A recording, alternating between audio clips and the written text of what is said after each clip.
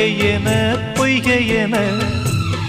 மையலிலே எண்ணியது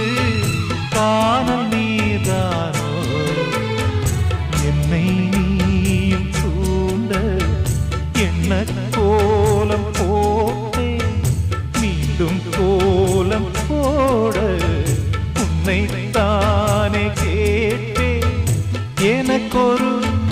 அடைக்கலம் வழங்குமோ இதயமே அன்பேவா அருகிலே என் வாசல் வழியிலே உல்லாச மாளிகை